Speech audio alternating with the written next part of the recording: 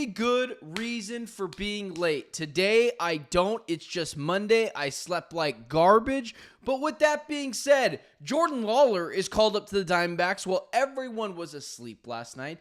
As well as Chris Olave or even Gabe Davis. What the Cardinals need offensively. Let's talk about it next.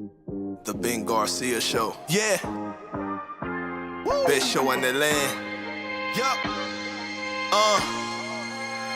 Listen. Come and get your information from Ben Garcia. Get the latest on your quarterback, running backs, and receivers. Tune in, so any other show you don't need him. Any news that he giving out, please just believe him. Giving out the latest prediction and top-notch analysis. Wanna hear the truth, better have thick skin like callus. The latest move that your team just made can be damaging. The dudes ain't speaking no facts, they just be rambling. Lights, camera, action, turn on the show. Go get the cameraman. Yeah.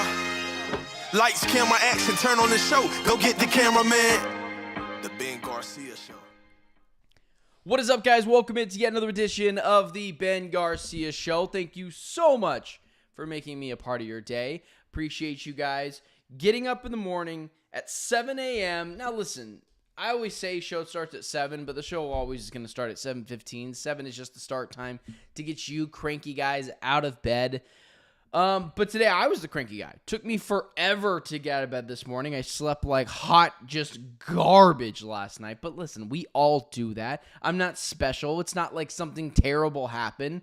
But with that being said, there's a lot of things to get into in this edition of the Ben Garcia Show. The Diamondbacks are saving themselves the grilling of a lifetime this morning because of the call-up of Jordan Lawler.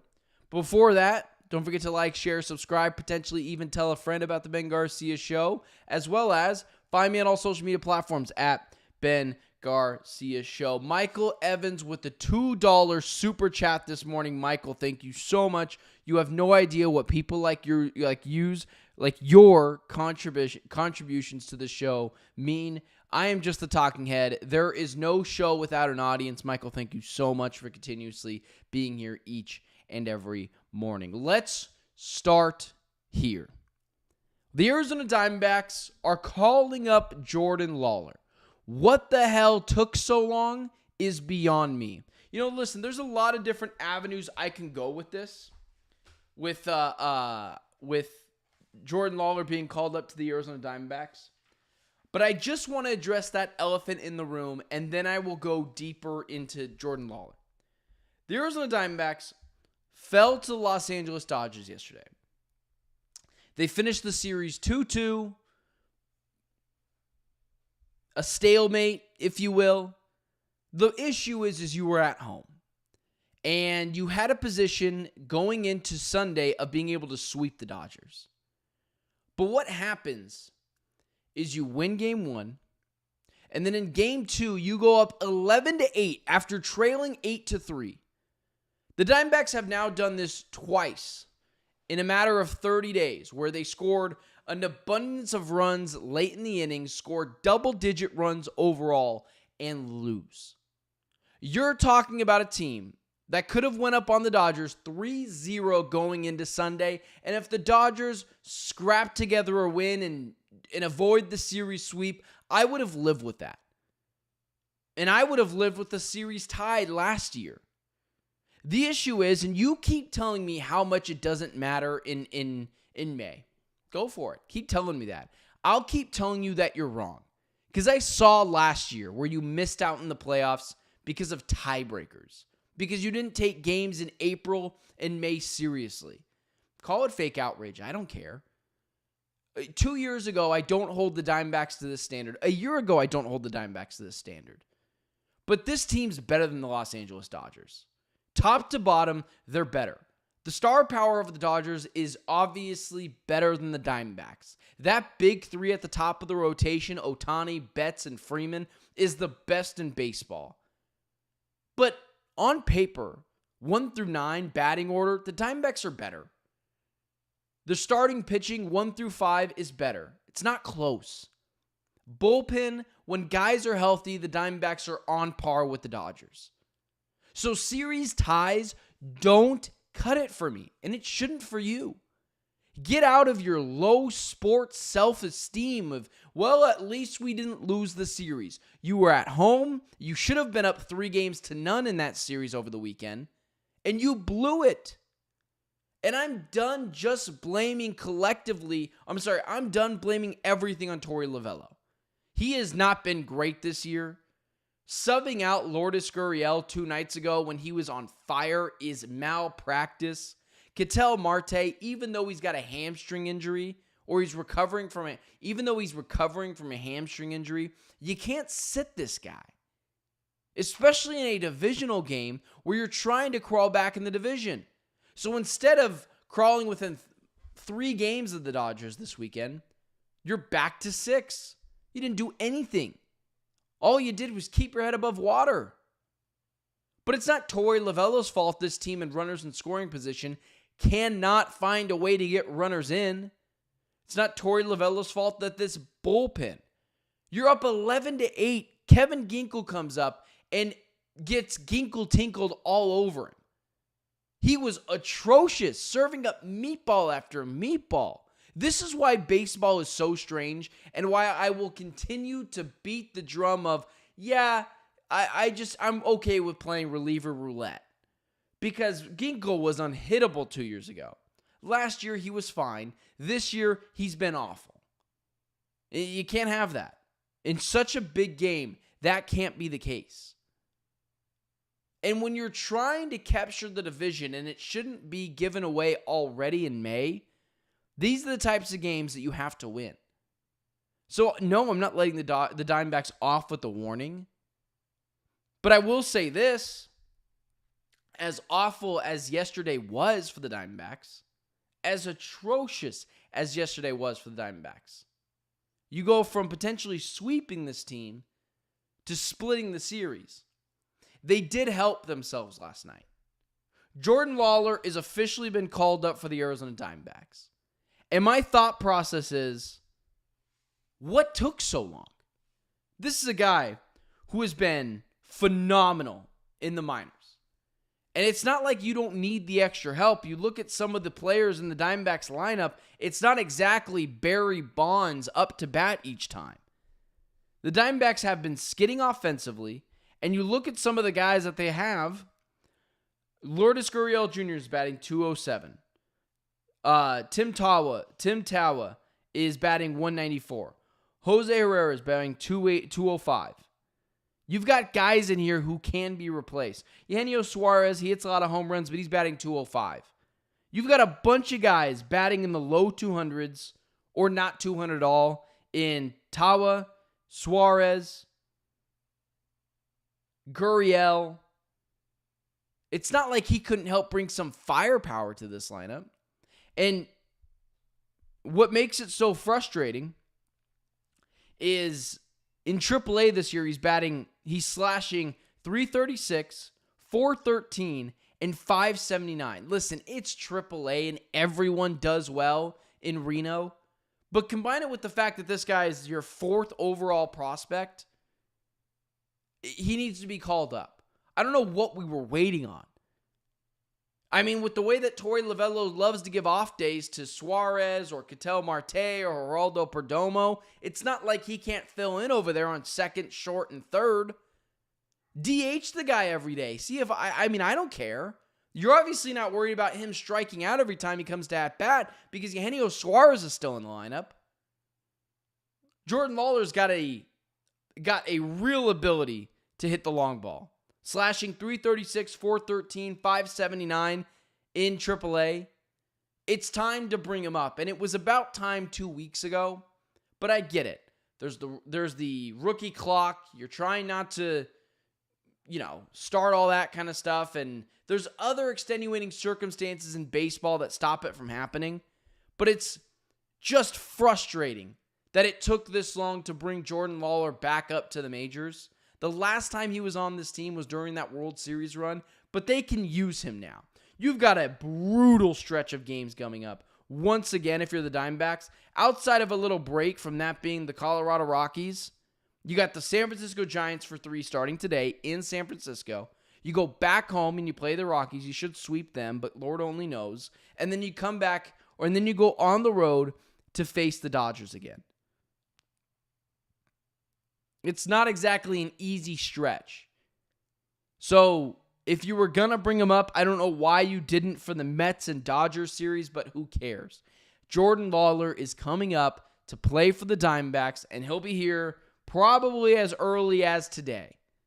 It should not have taken this long. There's no reason for it to take this long. And after watching the Diamondbacks tie a series when you were at home and you should have been up 3-0, like, this is a team you need to step on the throats of.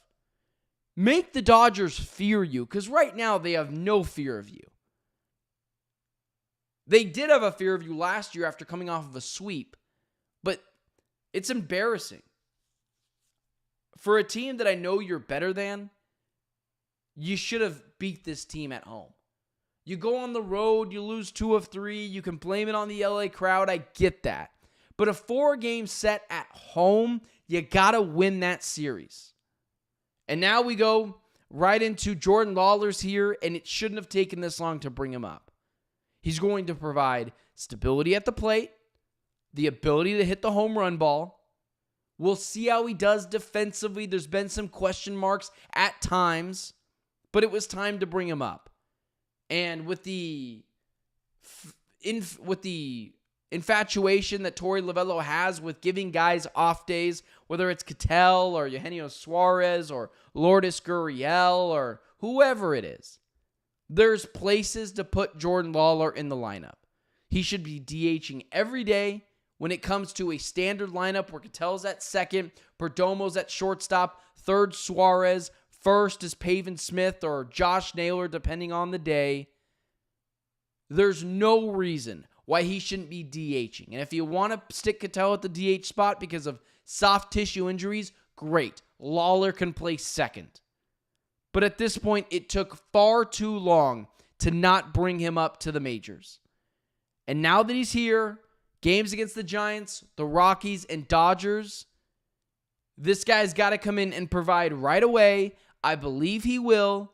And if you're the Diamondbacks, it was time to see what you had in him.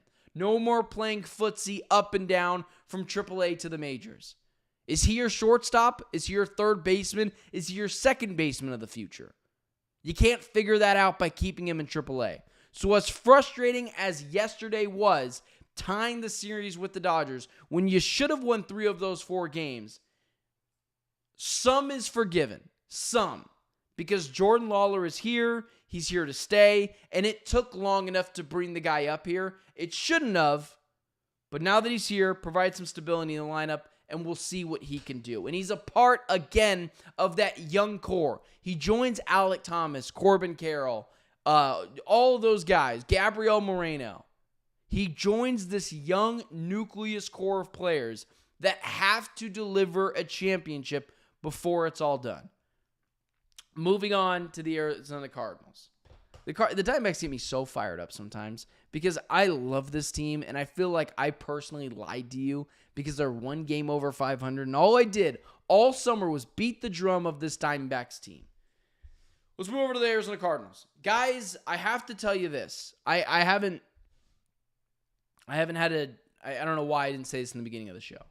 You guys have continuously poured in support for this channel, whether it's the Suns, Cardinals. I know Diamondback stuff does decent, but it's not the best content because not everyone's a Diamondbacks fan, but I'm not going to stop doing it because I like doing Diamondback stuff. I'm just going to pick my battles. But the Arizona Cardinals, Phoenix Suns stuff has done phenomenal. And it's because of you guys showing out, showing support. The Cardinal stuff, I've started to bring more guests on. I think what I'm going to start to do, so you guys can keep an idea out for it, is on Saturdays, since we don't do a show, it might be fun for me to be able to start bringing guests on Saturdays and do like a Saturday 30-minute conversation with someone who works closely, the Cardinals, Diamondback, Suns, and dive into that. Donnie Druin of Cardinals on SI joined us on Saturday, broke down Cardinals rookie minicamp that he was at and was covering on Friday. It was a really good conversation. I would encourage you guys to go check that out. But either way, there is now speculation of the Arizona Cardinals going after one Chris Olave. Because one of the things that one of the things that Cardinals fans have been in desperate need of, or feel like the Cardinals could use, is a deep threat. And for me, my thought process has always been, you have Marvin Harrison Jr. Marv is good enough to go take the top off downfield on his own. But people don't want to believe that. They want to just continue stacking this offense. But here's a few reasons why Chris Olave would be a disaster. Chris Olave, just so we're clear, I wouldn't give up any more than a day 3 pick for Chris Olave. With the disclaimer of if the Cardinals can get him for a 4th with a disclaimer, if the Cardinals can get him for a 4th, 5th, 6th, or 7th round pick, I don't want Chris Olave here. It would be malpractice to send a 1st, 2nd, or 3rd round pick to the Saints for Chris Olave. And here's a couple of reasons why. As most of you know, or at least some of you know, Chris Olave is on his 4th concussion in 4 straight years. Dating back to his time at Ohio State to now, he's had brutal concussion after brutal concussion. The name brand is great, but at this point, I'm not so sure about his longevity in the NFL. I would not tell the guy what to do with his own career that he's worked extremely hard for. But if I was Chris Olave, I would like to think I would hang it up. You think about Tua Tagovailoa and his concussions. And then you think, oh, Chris Olave, hold my beer. I don't know how he doesn't get the same coverage that Tua Tagovailoa gets, but his concussions have become an actual concern for this team moving forward. If he gets one more, he might be knocked out of the league. So as a player, yeah, he's awesome. I'd give up a 2nd or 3rd round pick for him. I would give him a contract extension, sure, but there's extenuating circumstances in this. One, he's in his 4th season, which means after this year, he's likely going to demand a contract extension. And with his concussions history, do you really feel confident giving him that contract? That's why the only reason, if you're getting Chris Olave, it's for a day 3 pick, and you're more than okay with him walking out on you in 2 years because of the injury concerns. This isn't a torn ACL at 23 where you're like, he'll come back. He's young. Great. There's great rehab. He'll figure it out. These are concussions. He could walk away from the league at any moment, and you're stuck with some of the tax bill and also some of the just injury concerns with him. And so Derek Carr stepping away from the game the other day led to this big idea that teams are calling on Chris Olave. I'm not exactly how sure that is. And people kind of instantly put the Cardinals in that. Well, Chris Olave, Ohio State. The Cardinals love these Ohio State players. We saw what they did in the draft. Marvin Harrison Jr. last year, Ohio State. Justin Fry, offensive line coach, former Ohio State offensive line coach.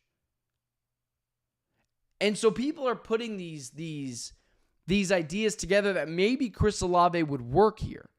And I'm here to tell you, that would be a disaster. He didn't finish out the year last year. He obviously had injury concerns. Chris Olave, while I go ahead and type this into the old Google, I saw this yesterday when I was doing some prep for the show. Chris Olave, 32 receptions, 400 yards, 1 touchdown, and he played 8 games. He's obviously only missed 1 game prior to that, but the concussion history is real. He gets 1 more, it could effectively be done. You're not giving up a day 1 or a day 2 pick for that guy. You're willing to give a lottery ticket, a day 3 guy, a round 4, 5, 6, 7th round pick. He's perfect for what he's absolutely perfect for what the Cardinals need. I'm not denying that. He'd be great taking the top off the defense. He'd give Kyler Murray another weapon. But here's also another thing, guys. When we talk about the wide receiver position and the fact that the Cardinals just need this guy to take the top off the defense. One, you either believe in Marvin Harrison Jr. or you don't. I believe he can do that. Or 2, guys, when did the Cardinals throw the ball deep downfield last year? I know how desperately you want to be this throw the ball downfield offense, just air raid offense at times. That's not happening with Drew Petzing. Now, could Petzing incorporate some deep shots down the field, at least a little bit more than last year? Yes. But he's not changing his entire offensive identity to fit what you want. This is largely going to be a predicated off the run, play action, and then in very rare instances, throw the ball deep downfield 25 yards. Outside of that, it's just not what this Cardinals team is going to do. And then moving on to, well, what could the Cardinals get then? What could actually help them? Well, if you trade for Chris Olave, you are then hiring expectations, making expectations even higher for this team offensively, because you expect them to throw the ball deep downfield. If you go and get Chris Olave, you're changing your offensive identity. You're going from a ground and pound running team to a throw the ball deep downfield team. Vertical style offense. You can't do that with Chris Olave. You can't put all your chips in the basket on a guy who's had 4 concussions. 1 each year, dating all the way back to his time at Ohio State. And then, guys, there's this other key component to this. You've seen what Monty Ossenfort does. If you've been a fan of the Cardinals for a long time, I don't expect you to put up really just blatantly wrong or bad takes for this team. You can say, well, Chris Olave would make this team more dynamic. Sure, that's potentially a real thing, but you've seen this team. Monty Ossenfort is not going after injury-prone players with a bad medical history. He's not doing that. He's not signing veteran wide receivers, which is why a couple weeks ago when I mentioned, wow, Keenan Allen could actually work out for this team, I also put it with the caveat of, it's probably not going to happen, though, because it's not a Monty Ossenfort guy. This team wants guys who stay healthy, are on the field, and love nothing but football. And of course, at a younger age. They're not ready to go get that veteran guy. So when you're talking about players that the Cardinals could get to help take the top off the defense, but not changing expectations for your offense, and kind of similar to that Zay Jones signing, I think it's Gabe Davis. It's not the sexy name. It's not the name that if you're a Cardinals fan, you're going to freak out about. It's definitely not Chris Olave. He is what he is. He's a deep threat guy with sure hands who has questionable route running at times, but oftentimes can get hot from the field and be able to take this offense to that next level without changing their identity. You go and get Chris Olave, you're changing your identity from a ground and pound team to a let's air it out, Trey McBride, Marvin Harrison Jr., Chris Olave offense. You don't want to do that at this point. Go get Gabe Davis. It costs you nothing in a draft pick. He's younger.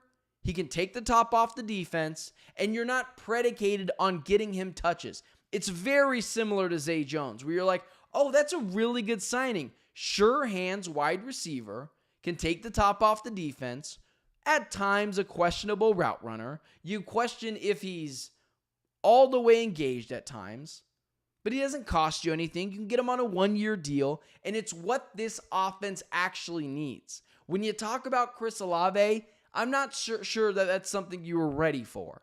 Gabe Davis helps elevate the floor of this team, gives Kyler Murray another weapon, and if Marvin Harrison Jr. or Trey McBride goes down for a game or two, you can elevate him in the depth chart, and you could be fine temporarily for a game or two. Chris Olave sure helps if Marvin Harrison Jr. goes out, and you're still totally fine with weapons. But, guys, I just can't get the concussions out of my head. So, if you had to tell me who I'm picking, if Chris Olave is going to cost me a first, second, or third round pick, guys, I'm sorry, I'm just out. Combine it with the fact that he's going to need an extension soon, and with his injury history, he's going to want that extension sooner rather than later. He's not going to play on his rookie. He's not going to play on the last year of his rookie deal. Or you can go get Gabe Davis. Low chance of busting. Even if he does, it doesn't affect your offense. He's not going to cost you anything outside of a 1-year deal. He helps elevate this offense. He gives you someone who can clearly take the top off the defense. That is what the Cardinals need to do. They are not made for these splashy signings yet. There is only one guy that you can put your chips in the middle and go get that player. It ain't Chris Olave. It's someone else down the line. If the Cardinals are 6-3 or whatever, if the Cardinals are 6-4 or 6-3 or 7-3 at the trade deadline or 7 whatever at the trade deadline. If the Cardinals have a good record, 7-2 or 7-1 or 6-8, or 6-2 at the deadline, they're going to go get someone to help put this team with a chance to win the Super Bowl or to make a deep playoff run. They're going to do that. But they're not doing that now. It's just not the right move. Let's see where they're at the trade deadline. Chris Olave's fun, fits the mold, but concussions-wise, with contract obligations looming for him, it's just not the best thing for this team for now. Guys, I appreciate you being in the chat this morning, following along in this edition of the Ben Garcia Show.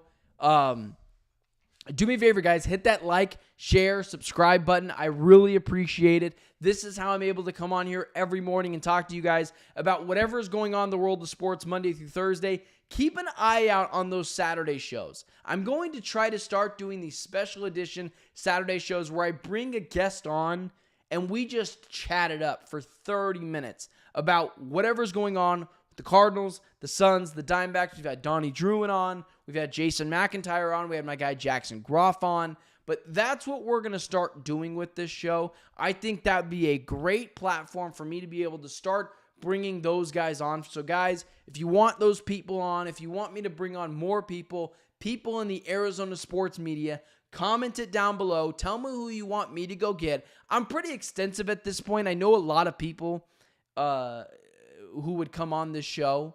So just do me a favor. Put that in the comment section. Don't forget to like, share, subscribe. Follow me on all social media platforms at Ben Garcia Show. And until tomorrow at 7 a.m., 10 a.m. Eastern Standard Time, it's been the Ben Garcia Show. See you guys then.